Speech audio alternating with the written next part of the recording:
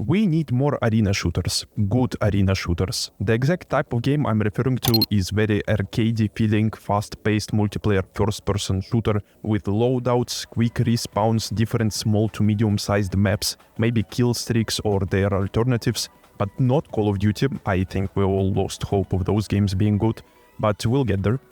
It really feels like over the last decade or so, this shooter archetype was kind of left in the dust, and no one really tries to put some competition out there, and when they do, they just can't quite stick the landing. Don't worry, my dear X-Defiant, I'll talk about you too. Seems like everything nowadays is another hero shooter with companies trying to make memorable enough characters to sell you more skins, and of course let's make every game third person to show you your character's fat ass in that summer skin from a $20 bundle. That's 1.25 Hollow Knights. I really enjoy games that you can just hop on and play quick 8-minute matches without really caring about which team wins or loses. The only thing you pay attention to is your KD stats. You can play those games with half of your brain working while listening to music and run around with a shotgun, or really lock in with your SMG and go for some crazy plays. I also love how you can see so many different play styles in the same lobby. Someone is sweating their ass off, someone is camping in the corner with a sniper rifle, some dude is goofing around with mines or some shit. It's really fun to play in those chaotic environments with many players on each team, but at the same time not having to worry about actual coordinated team play. I love competitive team-based games too. They have their own thing going for them, but that's exactly why I want more shooters where you can go full brain dead mode and still have this satisfaction of playing against other real people. But for some reason that niche has been neglected. Call of Duty games is really the only thing we have to represent arena shooters when it comes to big casual appeal, and you all know what happens when successful games find themselves in a position where they don't have any serious competition. They start stagnating and companies feel like they can half-ass anything they do just because there are no other games to pull players away from them.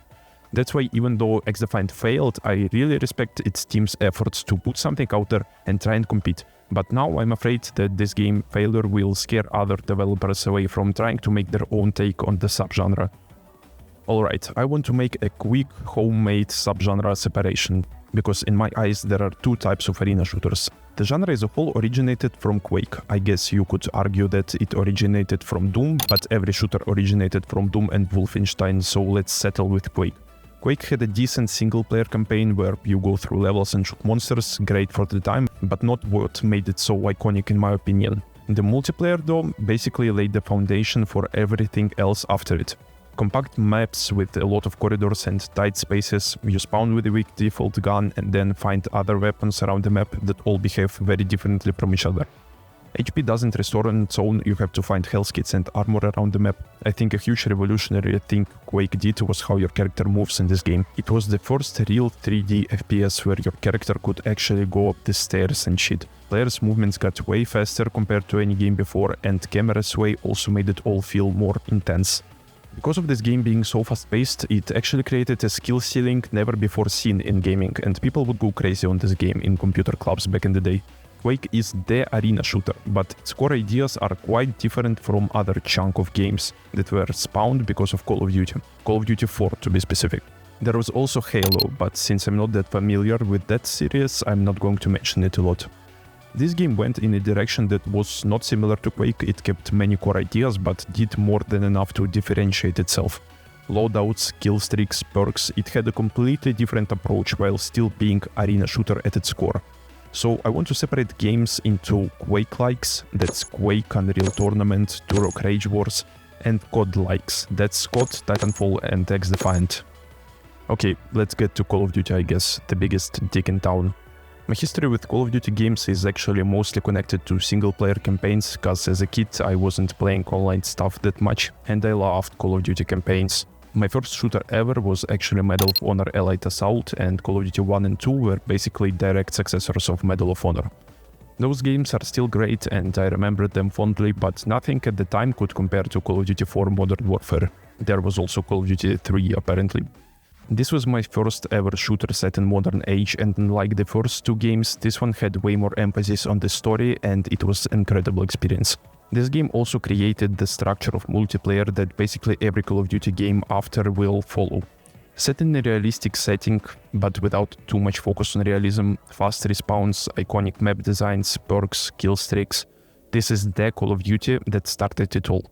All games after had basically the same multiplayer with variations, like different weapons and tools, new maps, score streaks instead of kill streaks. Call of Duty had a golden run with Modern Warfare and Black Ops series, making this franchise skyrocket into mainstream. Those games are amazing. I think everyone has at least some experience with them, and I don't think that anyone is gonna argue that this period of COD games wasn't iconic. When I think of what made those games so good and so popular, the first thing that comes to mind is how accessible they are. The amount of playstyles available in those games allows all types of players to find a way to play in a way that they enjoy. Unlike Quake-likes, where you have to match others' speed and memorize maps and item positions to be able to pull off good plays, in COD you can go with whatever. It doesn't matter if you are bad at shooters, you don't need good aim to run around with a shotgun loadout and camp around corners. You don't have to be very mindful of enemies' positioning if you can just see for their asses. You don't have to be patient and tactical when you equip SMG and Infinite Sprint perk. COD introduced freedom in lobbies that we haven't really seen before in previous Call of Duties. That is the reason the casual player base got so into those shooters. Also combine this with the fact Activision was releasing new COD game every year, they were just printing money over there.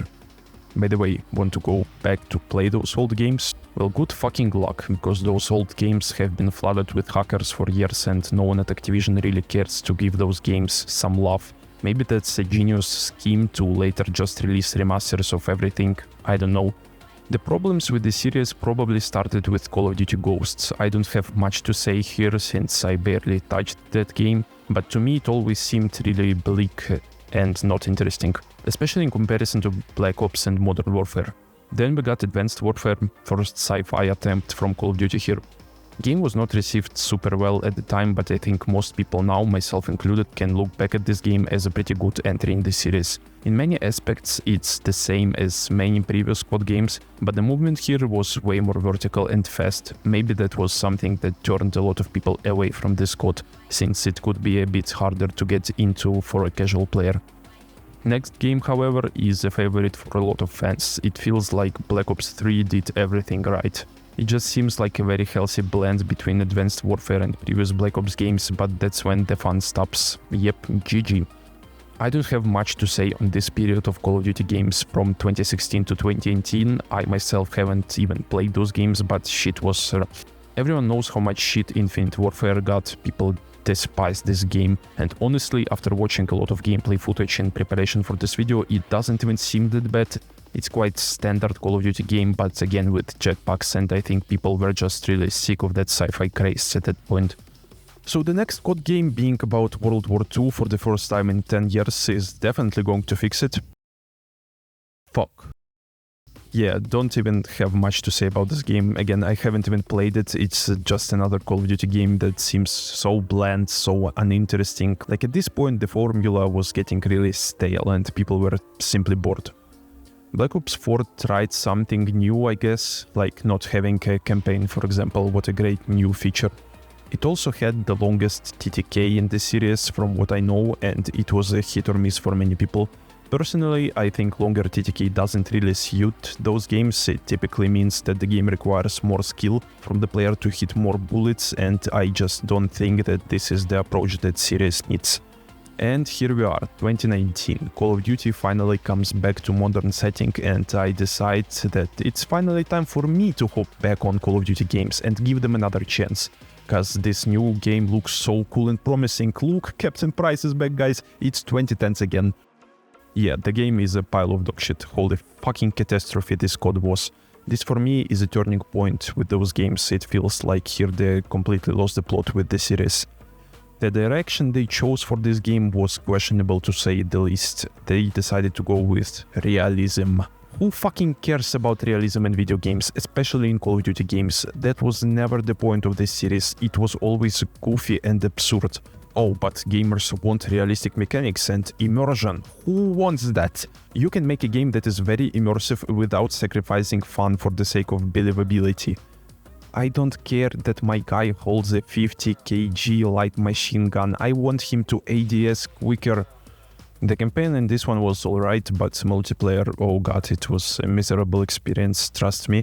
It was the start of pandemic and I spent a lot of time in this game. There was also Warzone, but I never cared about it that much and it's not related to the video's topic, so we won't mention it. Listen, the game is not all bad. There are actually some things about it that I really like, and I think they are the reason I kept playing this clusterfuck. I think the way this game feels is incredible. Your character movement is so smooth and controls are responsive, animations look stunning, firing your gun and hitting enemies is super satisfying as well. The weapon customization with all the attachments completely blew me away. It was creative and cool to come up with all sorts of loadouts and felt super unique. Like, yeah, I built this fucking weapon myself. But then you actually play the game for like 5 minutes and start praying to God asking for forgiveness. What did they do with those maps? What apes designed them? You all literally had it figured out. 3 lanes and that's all you fucking need. Timeless structure. In this game though, I don't even fucking know what I'm looking at. What is this? So many dark corners and small places to hide, combined with how punishable you are for building a heavy-hitting weapon, because your character move speed goes down along with your ADS speed. This was a camping paradise. This game encourages camping so much, it's unbelievable. It's not like camping wasn't a thing in previous games, it just wasn't as strong there. In Modern Warfare 2019, if you run around a corner and there is a guy crouching or lying on the ground, it will take you 3 business days to aim your gun at them. You're just dead. Also, don't forget many balancing issues that were present in the game and absolutely horrific camo grind challenges that I completed, by the way. It was the worst experience ever. And the camo wasn't even that good, man. It felt like with the success of Warzone, multiplayer was just left in the dust, because it took them so much time to fix basic things that were wrong with the game, but again, it was a massive success for Activision. I basically gave up on the series after Modern Warfare 2019, but I was still checking other people's content on new Call of Duties that were coming out, and every time it felt like the same thing. Activision releases a shitty game, everyone buys it, shits on it, and then people say that the next COD is for sure going to fix everything. Latest Black Ops 6 game honestly looked like the best COD game in a long ass time, to me at least. But even this game has countless complaints and it seems like fanbase wasn't satisfied once again. Of course, Activision is not going to sweat their asses off to make a good game, taking in account what community wants, because they don't have to, because no one is trying to put out a solid competition in their niche, and when someone does, it feels like everything goes wrong. But before we get to talk about XDefiant, I want to quickly mention a few Quake likes that also came out in recent years. As you guys probably figured out by this point in the video, the ideal respawn shooter I'm looking for is something more in the Call of Duty or Titanfall style. But it doesn't mean that I'm not interested in the other side of the niche. Unfortunately though, those Quake likes don't seem to be doing too good. Splitgate, a game that kind of blew up on release, it was really hyped by everyone, and the main thing that made it stand out was how they incorporated portals into the arena shooter. It was a very fun gimmick at first and I had fun coming up with some goofy plays, but I feel like besides this gimmick, the game didn't really have much else going for it. Like, the maps were alright, gunplay wasn't anything special, it seems like besides portals there was not too much room for cool plays. But the game was still a success even though I didn't get too deep into it. People enjoyed it and it had great reviews, however, from what I read, developers kinda just stopped supporting this game not that long after its release, and I guess that was because they were making Splitgate 2, and oh boy, this looks mid as fuck. Another game that looks painfully similar to every other multiplayer shooter that wants your wallet, and yeah, the gimmick is still there, it still looks cool, but I'm sure will get old just as fast, and this Battle Royale looks like absolute dog shit. Like, seriously, what is this We Have Apex Legends at Home as looking PR? Who is going to play that? There is also Halo, even though I can't really put it under the Quake-like umbrella, it's more of its own separate thing. It's a game series I myself am not too familiar with, since I didn't grow up with an Xbox, but I did give Halo Infinite a chance since it was free to play and I felt like it was a solid game. I understood what people mean when they say Halo has that sandbox feeling to it. I thought it was fun for some weeks, but game didn't really suck me in. And it seems like now people mostly shit on the game because apparently the support for it sucked donkey dick, so that's quite unfortunate. Honestly, I really messed with Quake Champions back in the day. It's literally classic Quake feeling game, but with a bunch of new stuff on top of it, and it felt really polished. Community seemed to enjoy it a lot, and I would even recommend it now if it wasn't dead. Honestly, when it comes to games similar to Quake, I think they're thriving in the single-player space. New series of Doom games has been great, some of the best first-person shooters we got in the last decade. Ultra Kill is one of my favorite games of all time. It's like Quake on crack, and that's how I imagine developer looking like in real life. Dusk is another great game that takes advantage of this old style and offers some very solid level design with a bunch of fun weapons to use. I think that's where this niche is currently at its best, and I like it that way. All those single-player games I mentioned are very fun, and I think we won't get many multiplayer games similar to Quake, simply because there is no large player base for it. However, we still have a chance of getting a solid boots-on-the-ground respawn shooter or a more fast-paced movement shooter, maybe with something like big mechas in it. Maybe we can call them Titans and mix it with some awesome mechanics and cool weapons and put 3 in the title. Please, Respawn Entertainment, I beg you. Okay, if we want to get better arena shooters, the big boy Activision needs some fucking competition, or otherwise we are just gonna keep getting mid games every year. So let's talk about XDefiant. I genuinely have respect for this game and the team behind it, because they took it upon themselves to try and take a chance at offering a direct competition to Call of Duty. And I think it's great that it happened. I also think it is very upsetting that XDefiant failed. Let's start with the fact that this game had negative opinions on it circulating even before it released. Mainly, it was the Call of Duty fanbase that was preying on this game downfall, like they were staying up all night leaving comments on Twitter about how they can't wait to see this game die. And I want to ask, are you fucking kidding me? If you in any capacity care about Call of Duty games, you want XDefiant to have a good run. You want this game to succeed and actually make Activision start sweating. That unfortunately didn't happen, and the game is currently dead, like completely dead, which again sucks. XDefiant actually had a decent start, like it was genuinely looking not bad, and I enjoyed many aspects about it, but I myself also dropped the game a few months after it released. And there are a few reasons as to why, in my opinion, it didn't work out. First of all, I want to talk about SBMM, skill-based matchmaking, a hot topic of discussion when it comes to games with casual lobbies. I didn't mention it when I was talking about Modern Warfare 2019, but it was one of the main problems people had with the game. Matchmaking was just way too strict. If you don't know, SBMM makes sure to put you in lobbies based on your performance in the last couple games. So if you played well, you are gonna match with people who were also playing well their last matches. The problem is, in Modern Warfare 2019, one good game would put you in absolute sweat lobbies, where every single person runs around with the most optimal loadout, side cancels, bunny hops around corners, bunny hops on your dick, just doing everything that sweats love so much. It was not fun. Like, you would genuinely be upset if you had a game with good KD, because it means your next match is gonna be a nightmarish experience. There was also an opposite side of this. People would purposely feed in their matches to then get into bot lobbies and drop nukes on poor casuals to make YouTube videos and shit. It was not good, and people were complaining for a long time about that, so XDefiant decided that one of their main advertisement elements would be no skill-based matchmaking. The problem is, you just can't do that. SBMM has a very thin line. It's hard to make it balanced, because the algorithm can't take everything into account about your gameplay, it just has your stats. And as much as I hated SBMM as somewhat decent FPS player, you just can't make a game like that without it, because it just means casual players are going to struggle a lot. Matchmaking's main point of existence in those games is to let casual players enjoy the game, and that's most people playing. So of course you need to protect them from no-lifers. I've seen so many complaints towards XDefiant being about how much people hate playing against tryhards, and I get it. When you just want to boot up your console, you don't want to face opponents who are doing impossible things with their movement, you just want to have a good time. So yes, I think SBMM should exist in arena shooters, it's necessary, but it needs a lot of thought put into it if you want everyone to enjoy the game. So that's one problem I had with XDefiant. Another is the character choice thing. I can't lie, I really hated it. So there are different factions from different Ubisoft titles. Okay, whatever, you can play as your favorite guy from Far Cry 6, I guess. And they all had special abilities and passives tied to them, and I just wish we could simply customize it in the loadout and choose any passives as perks and any abilities we wanted, because that would feel less limiting.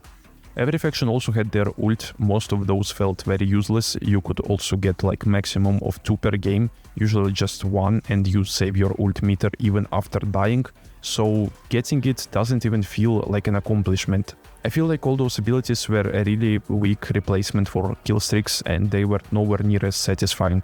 Also take into account a very unstable hit registration, gunplay that could not compare in smoothness to COD games, and we just got quite an average shooter on our hands. I guess a lot of this makes sense because estimated budget for XDefiant was like $80 million, which is a shit ton of money, don't get me wrong, but when you compare it to Call of Duty budget, it's just nowhere near those numbers. XDefiant died without having a chance for a comeback, and even though we could all see that coming, it's still sad seeing a genuine attempt at making a solid arena shooter to exist in the same space with Activision games fail so tragically. Now that we discussed all those shooters, I think it's time we finally talk about the GOAT. This game is what happens when you actually want to make a banger arena movement shooter that is not just good at the fundamentals, but also does something completely unique. The one and fucking only Titanfall 2. I'm not going to mention Titanfall 1 simply because I haven't played it, but from what I've seen from community, Titanfall 2 was a huge improvement from its prequel. This shooter is fast, the maps are very vertical since everyone can wall run, double jump, use grappling hook, speed up with steams. This game moves at 100 miles per hour and I love it. So much stuff in this game is simply put cool as fuck. It's like an aura farming sandbox. Badass finishers, all sorts of equipment, amazing selection of different weapons, and of course Titans. Somehow they managed to combine pilot gameplay with Titan gameplay very seamlessly. Pilots are small targets that are hard to hit, they move like flies and have multiple tools to deal with Titans, but if they fuck up, they're gonna get demolished by a single Titan hit.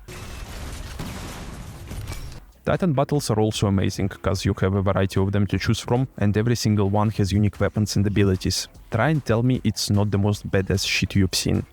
On top of that, they delivered one of the most beloved campaigns in single-player shooters. Like this multiplayer wasn't enough. Even till this day, there is still a bit of life left in this game and you can still find matches even though it depends on the time of day. There is so much thought put into this game, truly a timeless classic.